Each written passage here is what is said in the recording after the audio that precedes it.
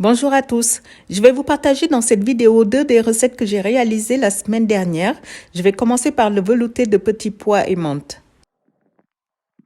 C'est une recette qui est très simple et assez peu coûteuse. J'utilise des petits pois surgelés, ça coûte moins de 2 € le kilo. J'ai utilisé 800 g pour 3 parts. Je commence par émincer assez finement un oignon.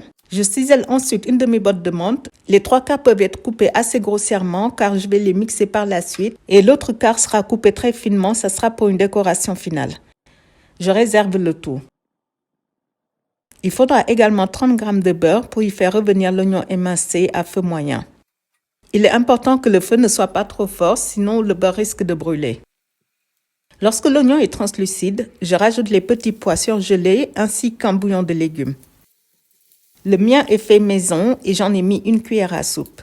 Je vous ai partagé la recette de mon bouillon et de l'ail mixé dans une précédente vidéo. J'augmente le feu pour saisir les petits pois et pour éviter que ça ne rejette trop d'eau pour le moment. Je mélange et je laisse cuire environ 5 minutes avant de rajouter 600 ml d'eau bouillante pour éviter de rompre la cuisson. Je couvre, je baisse le feu à moyen et je laisse cuire environ 15 minutes. La quantité d'eau va dépendre de la consistance que vous souhaitez. Vous pouvez donc en rajouter plus ou moins.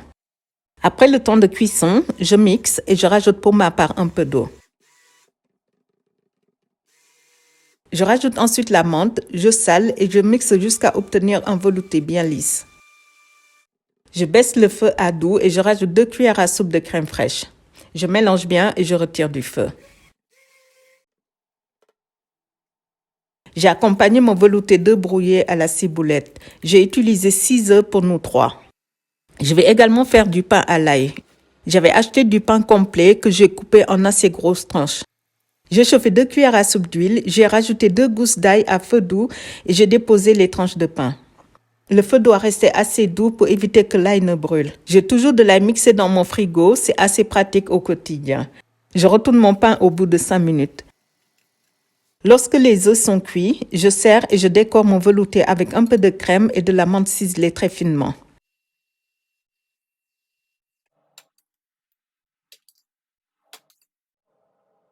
C'était un repas qui était assez simple mais que nous avons tous adoré.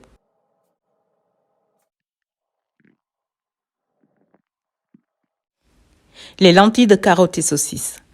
Je fais habituellement cette recette soit avec de la viande, soit la version végétarienne. Comme pour la plupart de mes recettes, je fais une quantité suffisante pour 2 repas, le soir et les lunchbox du lendemain. Je vais donc utiliser 450 g de lentilles sèches. Je commence par couper en dés 2 oignons et 4 carottes en rondelles. Les rondelles de carottes ne doivent pas être trop épaisses pour qu'elles cuisent assez rapidement. Il faudra également un bouquet garni. J'ai fait le mien avec du thym et du laurier que j'ai au jardin. J'ai utilisé 4 lauriers et j'ai ficelé les 2 avec le thym. Une fois fait, je chauffe environ 30 ml d'huile dans une marmite. J'y fais revenir les oignons à feu moyen, je couvre et je laisse cuire 5 minutes pour les rendre fondants. Passé ce temps, je rajoute les carottes et 3 gousses d'ail mixées.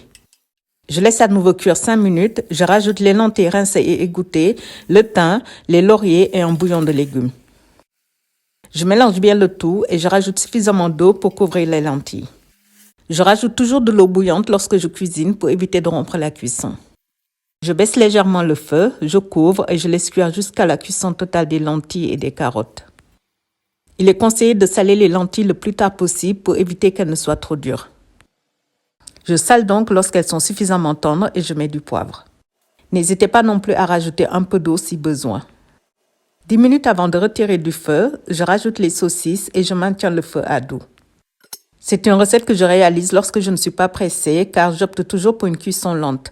C'est ce qui permettra un meilleur mélange des saveurs et donc un meilleur résultat. Reste plus qu'à servir. J'espère que ces 2 recettes vous plairont. On se retrouve jeudi pour la suite de la vidéo. À très vite, au revoir.